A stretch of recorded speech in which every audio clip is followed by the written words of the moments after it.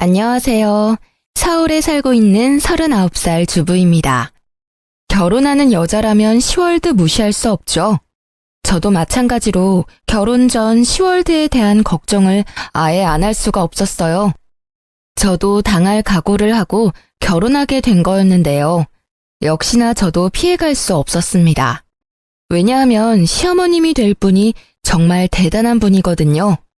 보통 결혼하기 전에 시어머님을 한번 찾아뵙잖아요. 전 결혼 전 시어머님을 뵙는 순간 나 시집살이 예약됐구나 라는 것을 단번에 느낄 수 있었습니다. 제가 어떤 시월드에서 결혼 생활을 하게 됐는지, 제가 얼마나 답답한 삶을 살았는지 털어놓고 싶어 결국 사연을 보내봤어요. 남편과 전 결혼할 때 양가 부모님께 도움을 받지 않았어요. 사실 제 친정 부모님께서 맏딸 시집 보낼 때 시댁에서 기죽을 일 없도록 가전제품이나 집 구입할 때 돈을 보태주고 싶다고 하셨어요. 저도 받고 싶은 마음이 있긴 했었지만 시댁에서는 결혼할 때 도와주는 부분이 일절 없기 때문에 저도 받지 않기로 했어요. 시댁에서 도와주는 게 없는데 친정 부모님께 지원을 받게 되면 아무래도 남편이 많이 불편해할 것 같고, 남편도 이왕 이렇게 된 거 부모님 도움 없이 결혼하자고 하더라고요. 그래서 그렇게 하기로 결정했었죠. 근데 전 결혼을 준비하는 과정에서 시어머님의 태도 때문에 엄청 열받았었어요. 시어머님의 간섭이 너무 심했기 때문인데요. 웨딩드레스 고르는 것부터 신혼집 구하는 것까지 하나하나 본인 스타일 위주로 고르려고 하더라고요. 처음엔 듣는 척만 하고 제 주관대로 진행했는데 왜 본인 말을 듣지 않냐고 화내시더라고요. 이 웨딩드레스가 너한테 어울린다니까? 왜 말을 안 듣니? 어머님이 고르신 게 이쁘긴 한데 너무 비싸기도 하고 제 체형에 어울리지도 않아요. 제가 고른 게 어머님이 고른 것보다 가성비가 좋기도 하고 제 체형에 딱 맞아요. 이왕 하는 결혼식 비싼 드레스 입고 하면 좋잖아. 요즘 애들 어른이 얘기하면 듣는 척이라도 해야 하는데 본인들 말이 무조건 맞다고 우기는 거 보면 짜증나 정말. 엄마, 우리가 결혼하는 거야. 누가 보면 나랑 엄마가 결혼하는 줄 알겠네. 우리가 결혼하는데 사사건건 엄마가 왜 이거 해라 저거 해라 하냐고. 그리고 드레스 입는 건 미진이가 입는 건데 엄마가 왜 간섭이야? 본인한테 어울리는 드레스는 미진이 본인이 제일 잘 알겠지. 누가 봐도 이 드레스가 훨씬 이쁘니까 그렇지. 그건 엄마 취향인 거고 미진이도 취향이란 게 있어. 계속 옆에서 이래라 저래라 할 거면 더 이상 따라오지 마. 내가 결혼 먼저 해본 사람으로서 조언 한번 한 건데 그걸 무시해버리네. 엄마, 옛날이랑 지금이랑 같냐고. 여기서 한마디만 더 하면 엄마 그냥 집에 가? 엄마가 지금 하는 건 조언이 아니고 태클이야. 나도 엄마 때문에 스트레스 받는데 미진이는 오죽하겠어? 남편이 중간에서 잘 끊어준 덕분에 어머님의 간섭을 더 이상 받지 않을 수 있었어요. 남편이 대신 뭐라고 하지 않았더라면 이 결혼 업고 싶다는 마음이 들었을 거예요. 결혼을 준비하면서 본인이 전부 비용을 내주기라도 하는 것처럼 행동하는 어머님 때문에 스트레스가 정말 많이 쌓였어요. 남편과 결혼한 뒤로 별일이야 있을까 싶었는데 시어머님 한 분 때문에 별의별 일을 다 겪었어요. 일단 저와 남편은 맞벌이 부부인데요. 요즘 시대에 한 사람만 일해서 생활하는 건 무리가 있는 편이잖아요. 저와 남편 모두 일을 그만둘 생각이 없었기에 일을 계속하기로 결정했어요. 근데 어머님이 의외로 제가 일하는 거에 있어서 굉장히 신경 쓰는 것 같아 보였어요. 시어머님들은 요즘 며느리가 일하는 걸 좋아한다고 들었거든요.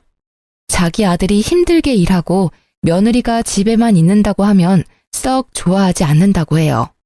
아무래도 본인 아들만 혼자 힘들게 일하고 그 번 돈으로 며느리가 같이 쓴다는 것 자체가 마음에 안 든다는 말을 들은 적이 있었어요. 그래서 제가 집에서 전업주부로 일하는 것보다 일하는 걸 좋아하실 줄 알았는데 오히려 자기 아들 기죽을까봐 싫어하는 눈치였어요. 남편과 전 돈을 못 버는 편은 아니에요. 다만 남편이 아무래도 저보다 사회생활을 늦게 하기도 했고 제가 남들에 비해 사회생활을 좀 일찍 한 편이기도 했어요. 그래서 제가 남편보다 조금 더 월급이 높아요. 그리고 친정집이 좀 사는 편이거든요. 근데 어머님께서 친정집이 여유 있는 것과 제가 돈을 잘 버는 걸로 트집을 잡더라고요. 미진아, 너가 연봉이 얼마라고 했지? 네? 어머님 그건 왜요? 너가 우리 아들이랑 결혼했을 때 정확히 반반하기로 먼저 제안했었다며? 아, 네. 그러긴 했는데 그이도 그러길 원했어요. 제가 먼저 말을 꺼낸 건 맞지만요. 근데 갑자기 왜요? 너가 우리 아들보다 돈 많이 버는 걸로 알고 있는데 그러면 너가 조금 더 해왔어야 하는 게 맞지 않나 싶다. 요즘은 남녀 평등을 중요시하는 시대라서 옛날처럼 남자가 더 해와야 한다. 그런 게 없잖아. 너가 돈을 더 벌기도 하고 분명 돈도 그만큼 많이 모아놨을 것 같은데 그럼 가전제품 하나라도 너가 더 해왔어야 하는 게 맞지 않니? 그리고 사돈어른께서 사업하신다고 하지 않았냐? 친정집도 꽤 사는 것 같은데 딸이 결혼한다고 하면 돈 조금이라도 줬을 것 같은데 전혀 안 해줬더라. 그건 어떻게 된 거니? 어머님, 저희는 정확히 반반으로 하기로 약속하고 결혼한 거였어요. 그리고 저희 친정집이 아무리 잘 산다고 해도 우리 힘으로 결혼하기로 했던 거라서 받지 않기로 결정했던 거였고요. 남편이 먼저 안 받았으면 좋겠다고 한 거였어요. 그리고 따지고 보면 어머님도 우리 결혼했을 때 전혀 지원해준 게 없으시잖아요.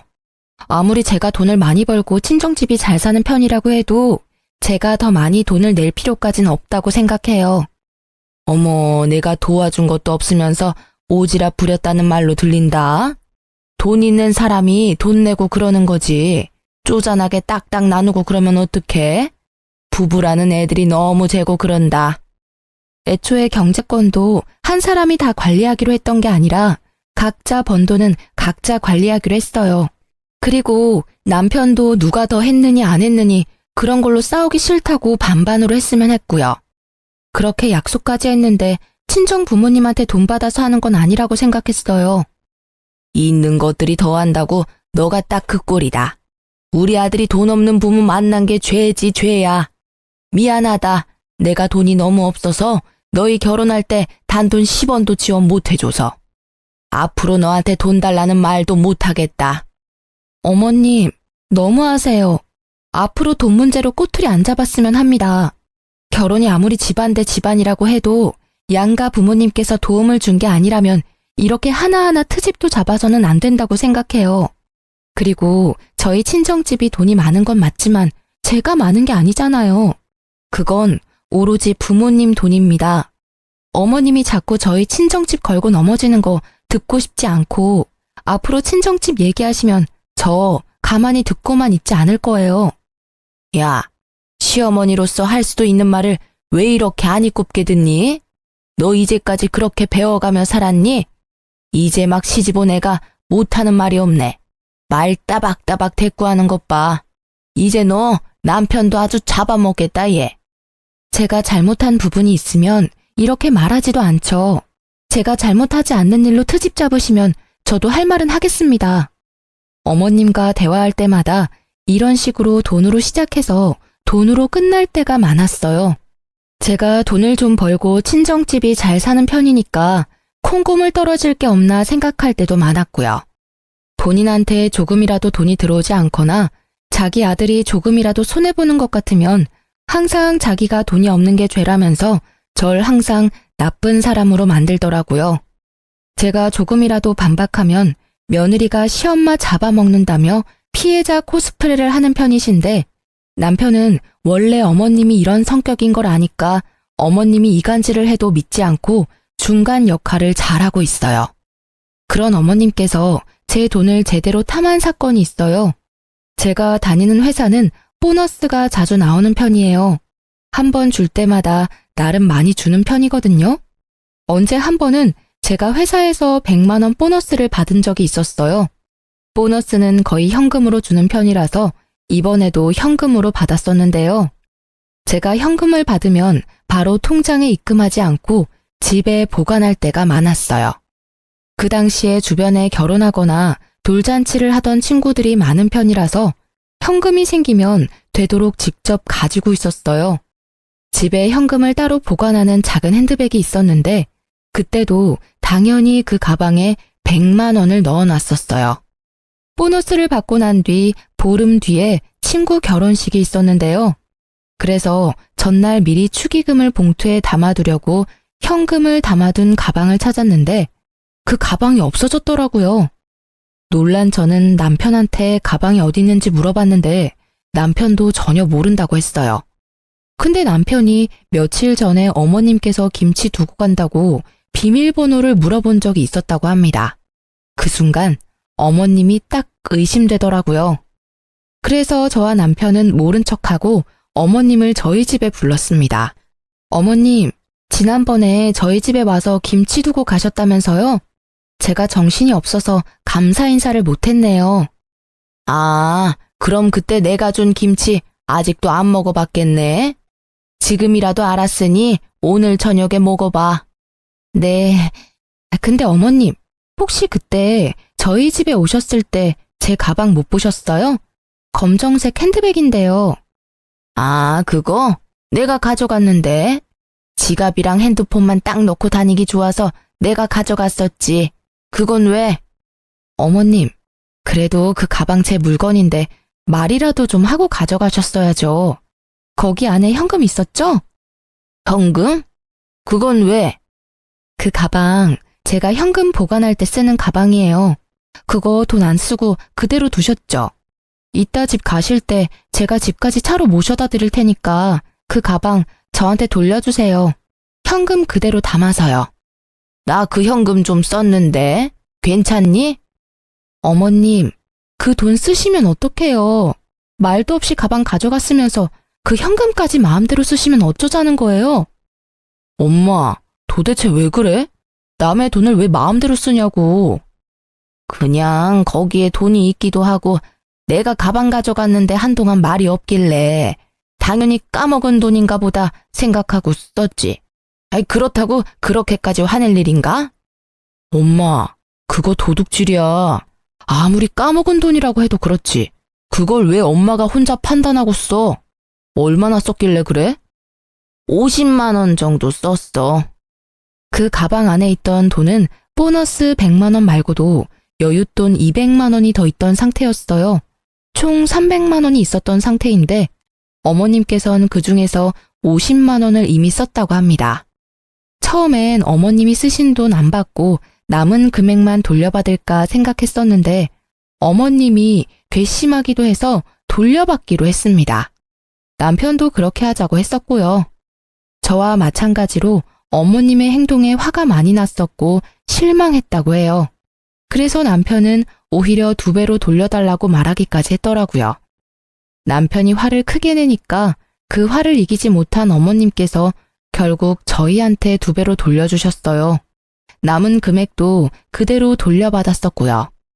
엄마한테 그 돈 주는 게 그렇게 아깝냐고 크게 한 소리를 듣긴 했었지만 잘못된 건 바로 잡아야 한다고 끝까지 돌려받기로 했어요. 그 뒤로 한동안 어떤 일도 일어나지 않고 잠잠하게 지내고 있었는데 방심하고 있을 때 일이 하나 더 터졌어요. 제가 야근하지 않고 일찍 퇴근한 적이 있어요. 오랜만에 일찍 퇴근한 김에 남편과 외식하려고 기분 좋게 집에 가고 있었어요. 집 근처에 도착한 순간 아파트 정자에 앉아 계시던 동네 아주머니가 저한테 다가오더니 갑자기 제 등짝을 때리면서 욕을 하기 시작했어요. 이 여자야, 너 재작년에 여기 이사 온 년이지? 여기가 어디라고 너 같은 개집년이 이 동네로 이사를 와? 술집에서 몸이나 판 년이 눈만 높아가지고. 아무리 저렴한 여자라도 수준 높은 집은 알아가지고 너 때문에 우리 아파트 집값 떨어지면 책임질 거야? 당장 이사가. 그게 무슨 말씀이세요? 제가 몸 팔던 년이라뇨. 너 술집 다닌다는 소문 내가 다 들었다. 너 시애미한테 다 들었어. 아무리 직업에 귀천이 없다고 하지만 넌 너무 천하다 천해. 시애미 말로는 너가 자기 아들이랑 결혼하고 싶다고 애걸복걸 엄청 했다고 하던데. 맞지? 아무리 천해도 그렇지 분수에 맞게 살아야지. 여기가 어디라고 너같이 천한 애가. 그리고 아무리 돈이 없는 년이라고 해도 뭐라도 들고는 와야지. 몸만 달랑 갖고 올 수가 있니? 제가 동네 아주머니 붙잡고 자세히 얘기 좀 해달라고 부탁했습니다. 알고 보니 시어머님께서 저에 대해 안 좋게 소문을 내고 다녔다고 합니다. 제가 남편과 살고 있는 아파트는 어머님 집과도 가까운 아파트 단지라서 제가 살고 있는 아파트 주민들 중에서 저희 어머님과 친한 아주머님들이 몇 분 계십니다. 저와 남편이 결혼 허락을 받았을 당시 어머님께서 반대를 심하게 하셨어요. 그 당시 어머님께서 워낙 반대를 심하게 하는 바람에 결혼을 못하게 될 뻔했는데 어머님도 저와 남편이 당연히 결혼하지 않을 줄 알고 뒤에서 동네 사람들한테 제 흉을 보고 다녔던 거였어요. 그것도 사실이 아닌 이야기들로 말이에요. 제가 술집에서 굴렀던 여자다, 돈이 없는 거지 집안에서 태어난 여자다, 남편 등골 빼먹는 여자다 등등 유언비어를 하고 다녔더라고요. 당연히 제가 남편과 결혼하지 않을 거란 생각에 그랬던 거였고요. 이 사실을 동네 아주머님께 듣고 나서 화가 난 저는 그대로 남편에게 말했습니다. 남편은 그 사실을 듣고 어머님께 바로 찾아가서 이 소문을 낸 사람이 엄마가 맞냐면서 따지기 시작했는데요. 엄마, 오늘 미진이가 아파트 옆 라인에 사는 아줌마한테 엄마가 낸 소문 다 듣고 왔대. 거지 근성이 있네 마네 그런 소리 전부 다 듣고 왔다는데? 엄마가 낸 소문 맞아? 어? 그게 무슨 말이야? 내가 이상한 소문을 내다니. 난 그런 적 없다. 아무리 내가 입이 가볍다고 해도 며느리에 대해 안 좋게 말하고 다니겠니? 엄마가 미진이에 대해서 안 좋게 소문낸 사실 맞냐고. 남편이 어머님을 계속 추궁하니 어머님은 솔직하게 인정하고 터놓았습니다. 어머님이 인정하는 순간 얼마나 열받던지 어머님 한 분 때문에 동네에서 얼굴을 들고 다니지 못하게 됐습니다. 얼마나 황당하던지. 맞아. 근데 엄마 그렇게 심한 말은 한 적 없어.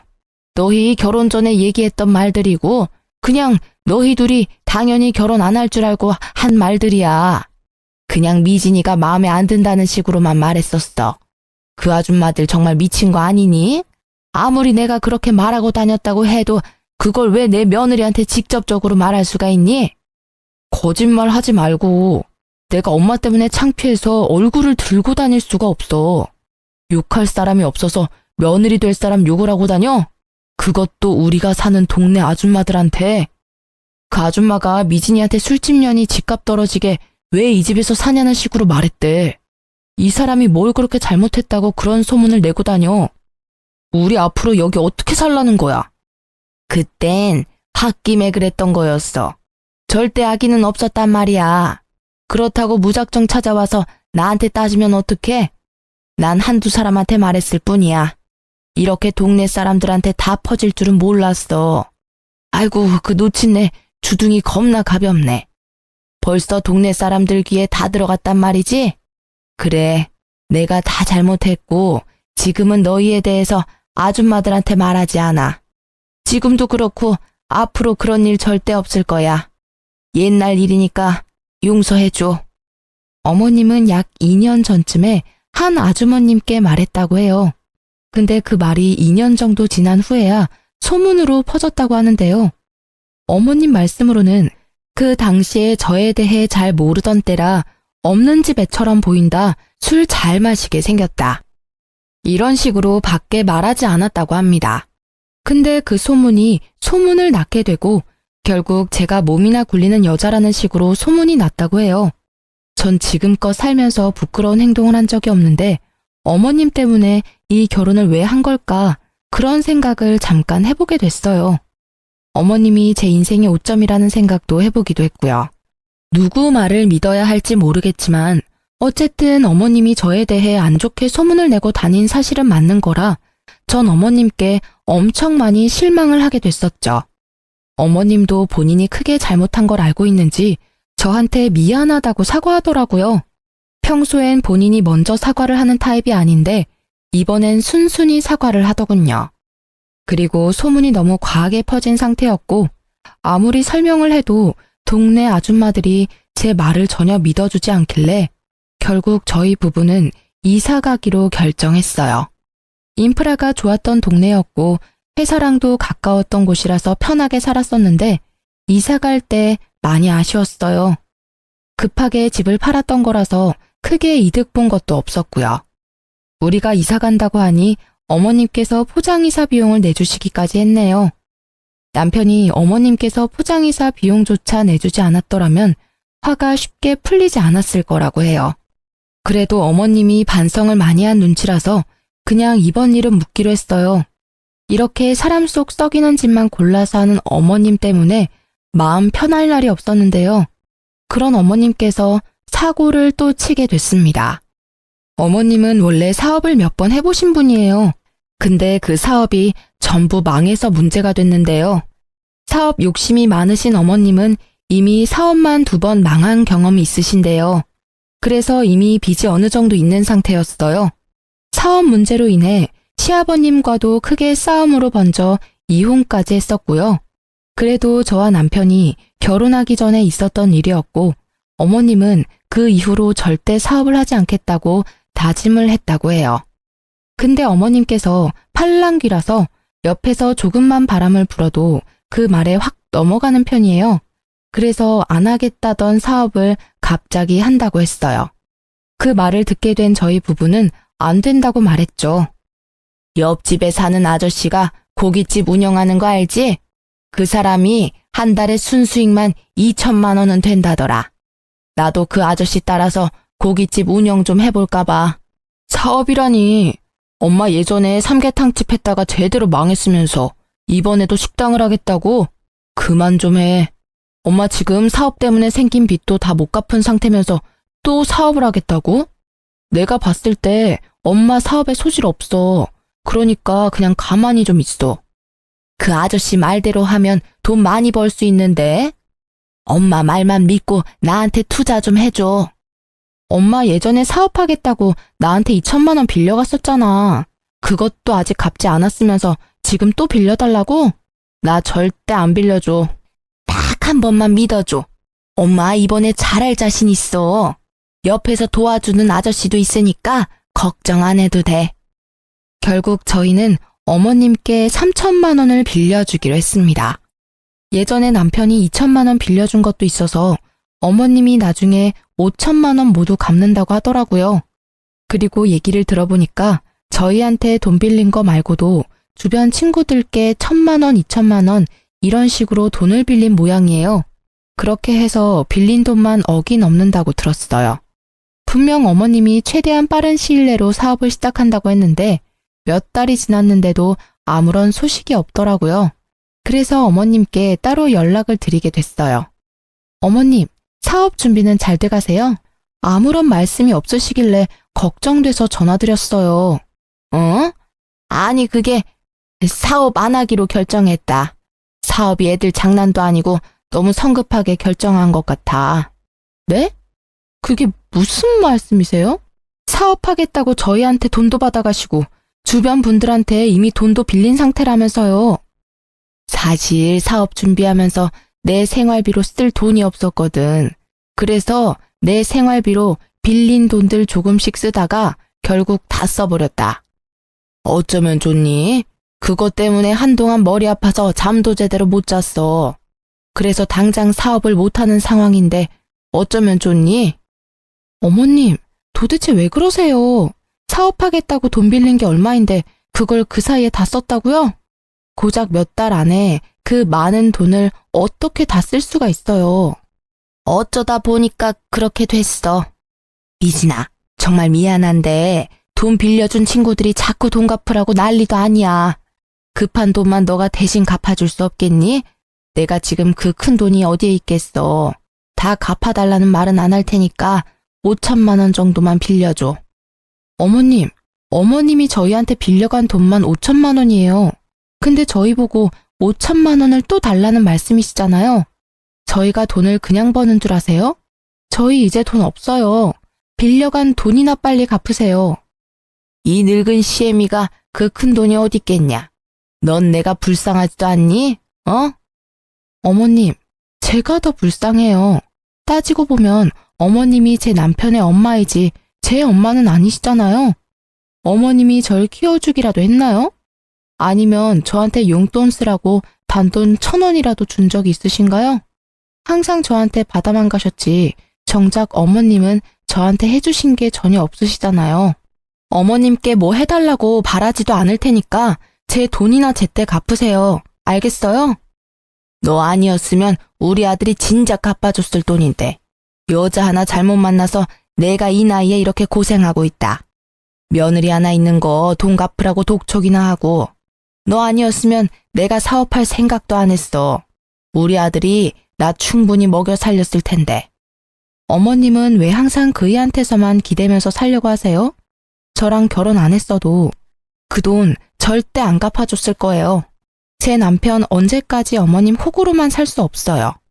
어머님 아들 불쌍하지도 않나요? 제발 정신 좀 차리세요. 그리고 이런 식으로 항상 불쌍한 척 하지 말고 돈이나 제때 갚으세요. 저희 이제 더 이상 참지 않아요. 넌 내가 불쌍하지도 않니? 혼자 사는 이 시엄마가 불쌍하지도 않냐고. 네, 전혀요. 불쌍한 사람은 어머님이 아니라 제 남편이 불쌍해요. 그러니까 사람 더 구차하게 만들지 마시고 어머님 앞으로 인생 똑바로 사세요. 화가 너무 났던 저는 답답한 마음에 어머님께 얼른 돈부터 갚으라고 말했습니다. 어머님은 늙은 시애미가 불쌍하지 않냐고 하더군요. 전 어머님이 하나도 불쌍하지 않았어요. 오히려 저와 제 남편이 불쌍하면 불쌍했지 어머님이 왜 불쌍하겠어요. 남편도 어머님 때문에 미칠 것 같다면서 한 소리를 했더라고요. 어머님은 자식 새끼 있는 거 다 소용없다고 돈 절대 못 갚는다고 우겼고요. 엄마, 우리가 언제까지 엄마 뒷바라지 다 해야 돼? 우리가 아무리 아직 젊다고 해도 우리도 돈 버는 거 쉽지 않아. 엄마가 사고 친 거 늘 수습해 줄 수 없다고. 우리도 이제 아이도 낳아야 하고 더 넓은 집으로 이사도 가야 하는데 엄마가 사고 친 거 수습하느라고 모아둔 돈 절반 이상이 사라졌어. 엄마도 이제 정신 좀 차리고 살아. 자식한테 부끄럽지도 않아? 내가 널 이제까지 어떻게 키웠는데? 너 이렇게 모질게 엄마 대할 거야? 엄마가 그 많은 돈을 어떻게 혼자 갚겠어? 젊은 너가 좀 도와줘야 하지 않겠냐고. 엄마가 날 언제 잘 키웠다고 그런 말을 해? 솔직히 엄마가 날 키운 게 아니라 나 혼자 잘 큰 거지. 이런 식으로 자꾸 안 갚으려고 하지 말고 당장 갚아요. 안 갚으면 평생 엄마 안 보고 살 거니까 그런 줄 알아요. 뭐? 엄마를 안 보고 산다고? 그래, 평생 보고 살지 말거라. 나도 너 같은 새끼 자식이라고 생각 안 하고 살으마. 그깟 돈 얼마나 된다고 참. 그 말 꼭 지키세요. 안 갚는 순간 우리 바로 소송 겁니다. 그런 줄 아세요. 그리고 돈 갚는 얘기 아니면 나한테 전화하지 말고요. 엄마 얼굴 꼴도 보기 싫으니까. 너 엄마 진짜 안 보고 살 거야? 그리고 소송이라고? 그게 애미한테 할 소리야? 엄마가 나한테 한 행동은 부모로서 잘한 짓이고 나 이제 부모 같지 않은 엄마한테 잘할 필요 전혀 없다고 봐. 그러니까 없는 전까지 떨어지게 만들지 말고 제발 조용히 좀 살아요. 남편도 어머님 때문에 많이 지쳤는데 안 보고 산다는 말까지 하더라고요. 어머님도 그런 남편이 밉고 싫었는지 여자 하나 잘못 만나서 본인 팔자 본인이 망친다는 말을 하면서 저희와 안 보고 산다고 하셨어요. 그 뒤로 어머님은 본인이 살고 있던 집을 팔아서 저희한테 빌린 돈 전부 갚았습니다. 어머님이 집을 팔고 나니까 약 1억 3천만 원 정도 됐다고 하더라고요. 거기서 저희한테 6천만 원 정도 주셨습니다. 어머님이 저희한테 빌려간 돈 5천만 원과 함께 이제껏 이것저것 가져간 자잘한 돈이 많았었기 때문에 총 6천만 원을 저희에게 주셨어요. 그리고 남은 돈이랑 급한 불을 끈 모양입니다. 근데 이제까지 빌린 돈을 전부 갚을 돈은 아니었기 때문에 여전히 독촉 전화를 받는다고 해요. 돈이 급하게 갚기 위해 집을 판 어머님은 한동안 사우나에서 지낸 것 같았어요. 근데 이것도 할 짓이 못 되니까 결국 허름한 단칸방에서 지내고 있다는데요. 그것도 달동네에 있는 곳이라서 집까지 가려면 한참 걸어가야 한다고 해요. 그 뒤로 어머님과 안 보고 살고 있었는데 어머님은 혼자 힘으로 돈 갚는 게 힘드셨는지 몇 달 만에 저희를 찾아왔는데요. 원래 만나고 싶지 않았었는데 그래도 마지막으로 뵙기로 했어요. 어머님, 어쩐 일이세요? 왜 그동안 연락 안 받았니? 100통은 넘게 한 것 같은데. 제가 어머님을 왜 만나야 해요? 원래 우리 안 보고 살기로 한 거잖아요. 그래, 그랬었지. 미진아, 내가 정말 미안했다. 나 용서해 줄 수 없겠니? 내가 너무 철이 없었어. 내가 앞으로 너한테 돈 달라는 소리 안 할게.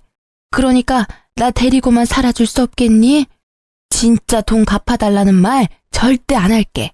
그냥 나 이 집에서 살기만 해줘. 어머님, 당장 나가주세요. 저 어머님 데리고 살기 싫어요. 저희가 뭘 믿고 어머님을 데리고 살아요? 사람은 절대 변하지 않는데요. 나 너무 힘들다. 제발 나 한 번만 용서해다오. 내가 전생에 얼마나 많은 죄를 짓고 살았길래 이런 인생을 살게 된 거니? 내가 죄가 많아서 그렇다. 죄가 많아서. 한 번만 용서해줘. 내가 정말 잘못했다고. 이게 다 어머님 업보죠. 어머님이 모두 감당하셔야 돼요. 그러니까 더 이상 찾아오지 마세요. 어머님께서 저희 집을 며칠 동안 계속 찾아오더니 결국 친정집에도 갔었어요. 아무리 급해도 찾아갈 곳이 따로 있는 건데 참 뻔뻔하다는 생각이 들었습니다. 친정엄마도 이미 우리 상황을 알고 있었고 조만간 시어머님이 찾아올 것 같다는 느낌이 든다고 하셨는데 진짜 찾아올 줄은 몰랐어요. 사돈, 안녕하세요. 잘 지내셨죠? 애들한테 들었을지 모르겠는데 제가 요즘 사는 게 너무 빡빡해서 말이에요. 여기가 어디라고 찾아와요? 연락도 없이 무슨 일로 오신 거예요? 애들 말 들어보니까 안 보고 살기로 했다던데. 염치 없지만 돈 좀 빌려줄 수 있을까요? 애들한테 들었다고 하시니까 길게 설명은 안 할게요. 제가 지금 하루하루가 너무 지옥 같아서요. 밥도 굶고 돈은 갚아야 하고 제가 최대한 빠른 시일 내로 갚겠습니다. 이러다가 저 죽게 생겼어요, 사돈. 불쌍한 척하면서 저희 엄마에게 돈을 빌리려고 한 시어머님의 모습 정말 눈뜨고 봐줄 수가 없었습니다. 참다 못한 제 친정엄마는 바가지에 물을 담아서 시모 얼굴에 뿌려버렸는데요.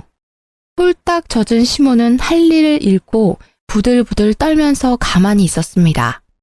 여기가 어디라고 찾아와요? 인생 얼마나 허투루 살았길래 돈 빌릴 사람 한 명도 없습니까? 우리 딸이랑 사위 그렇게 고생시켰으면 지금이라도 정신 차리고 일해서 돈 벌 생각이나 하지. 아직도 그렇게 궁상맞게 돈 빌리고 다니세요? 지금 사돈이 지옥처럼 사는 건 그동안 애들한테 하던 행동들에 대한 죗값을 받는다고 생각하세요. 다 큰 어른이 됐으면 애들한테 본보기가 돼야지. 애들도 안 하는 짓을 왜 하고 다니십니까? 제발 이 냉수 맞고 정신 좀 차리세요. 그리고 앞으로 우리 애들 집에 절대 찾아가지 마시고요. 어머님은 우리 친정엄마한테 냉수마찰을 제대로 당하고 난 뒤 그 뒤로 저희를 찾아오지 않았어요. 얘기 들어보니까 어머님 앞으로 지금 남은 빚이 3천이라고 합니다. 우리 젊은 사람도 3천만 원 빚 갚는 거 엄청 힘든데 그 연세에 그 큰 금액 갚으려니 더 힘들 수밖에 없어요. 솔직히 저희 그 돈 충분히 갚아드릴 능력 됩니다. 저희 친정집도 물론 가능하고요. 근데 그동안 어머님께서 저희한테 해왔던 일이 있어서 절대 그 돈 갚아주고 싶지 않더라고요. 남편도 어머님께 이제껏 당해온 게 많다면서 너무 힘들어서 못 해먹겠다고 말했고요. 어머님은 결국 일을 하기 시작하셨습니다. 본인 이름으로 대출을 받을 수도 없는 상태라서 당장 급한 빚을 갚기에 어려움이 있거든요. 집까지 팔았으니 완전 빈털터리가 된 셈이죠. 어머님은 현재 낮에는 공장을 다니고 밤엔 식당에서 서빙 알바를 하고 있다고 했어요. 어머님께 돈을 빌려준 친구들은 어머님이 일하고 있는 식당까지 찾아가서 당장 돈 갚으라고 한다고 해요. 하지만 어머님은 당장 갚을 돈이 없어서 매달 조금씩 쪼개가며 갚고 있다고 합니다. 식당 사장님께선 매번 이런 식으로 영업 방해할 거면 그만두라고 말했다고 해요. 어머님이 사정사정해서 잘리진 않았답니다. 저 같아도 매일 친구들이 찾아와서 돈 갚으라고 말한다면 자르고 싶을 것 같아요. 그 이후로 어머님과 직접 대면한 적은 없는데 최근에 어머님 근황에 대해 알게 된 게 있었어요. 어머님이 식당에서 설거지를 하다가 주방 바닥에 남아있던 물기 때문에 결국 미끄러져 넘어졌다고 해요. 그래서 그것 때문에 허리 디스크에 걸렸다고 합니다. 현재 디스크가 터진 상태라서 하반신 마비까지 이어질 수 있는 상황이래요. 그래서 당장 입원하고 수술을 받아야 하는 상황이라고 하는데요.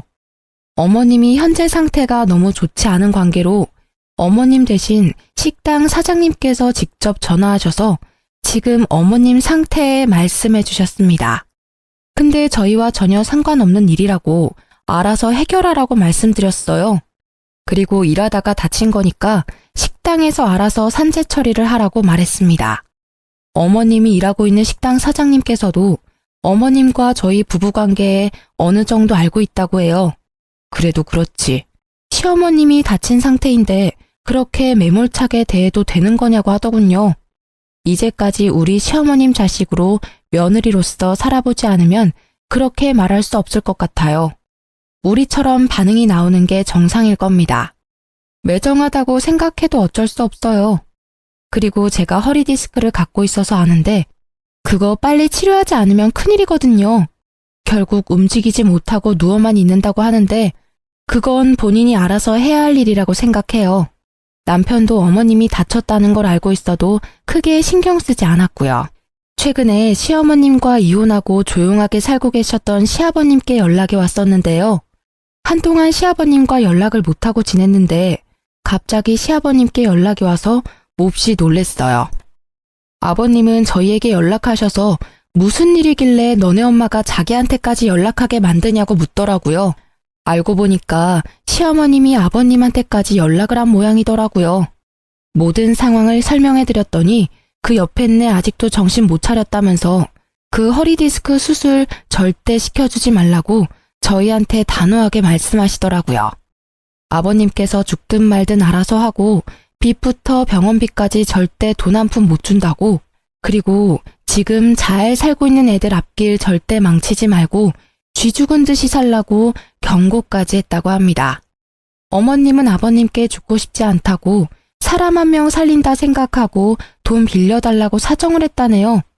근데 아버님은 그런 어머님의 연락을 받지 않고 무시하고 있다고 합니다. 아버님도 어머님과 함께한 결혼 생활이 지옥 같았다고 합니다. 20년 가까이 같이 사는 동안 아버님이 어머님 대신해서 갚아준 돈만 1억이 넘는다고 해요. 그렇게 하지 말라고 한 사업에 대한 욕심을 포기하지 못해서 자주 싸웠다고 하더라고요.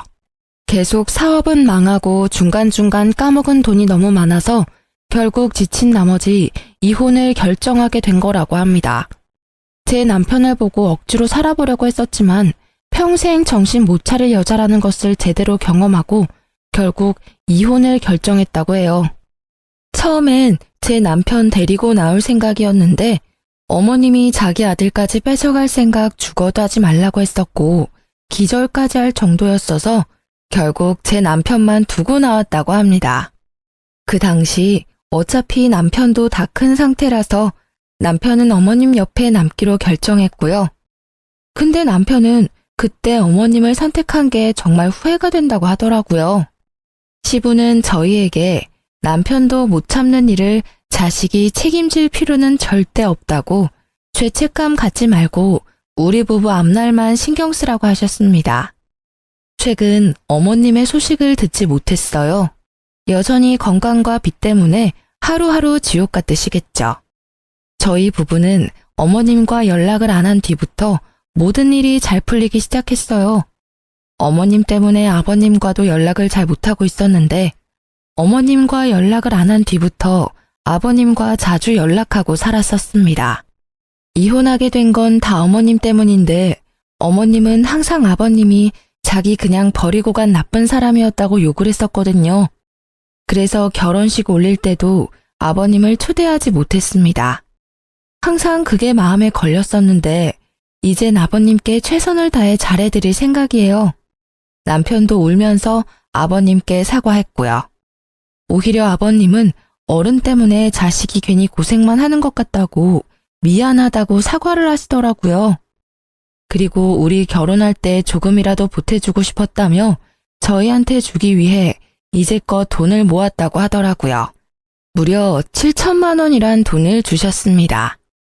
그리고 저희 부부는 아이를 갖게 됐는데요. 아이가 태어난 지 몇 달 되지 않았어요. 아이가 태어나기 전 조금 더 큰 집으로 이사 갔고요.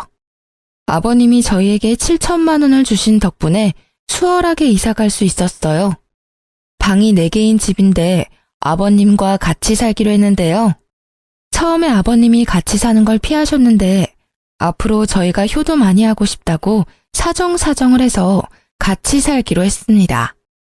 말은 같이 살기 싫다고 말씀하셨지만 속으로는 많이 좋으셨나 봐요. 맨날 웃음만 가득하시고 우리 아기 돌보는 재미도 많이 있으신 모양이에요.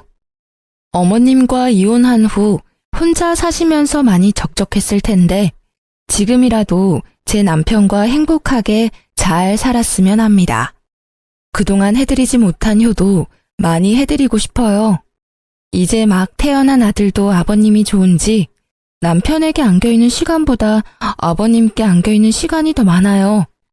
아버님과 같이 살다 보니 어머님과 살았던 시간이 정말 최악이었다는 걸 몸소 느낄 수 있었습니다. 진작에 아버님을 모시고 살 걸 후회하기도 했고요. 남편은 지금까지 어머님과 같이 살았던 시간이 정말 지옥 같았고 힘들었다고 말합니다. 그동안 아버님께 자주 연락을 못 드린 게 정말 후회스럽다고 하고요. 아버님은 항상 아들이 그리워서 울었다고 하시는데 그 말을 듣는 순간 저희 부부는 많이 울었습니다.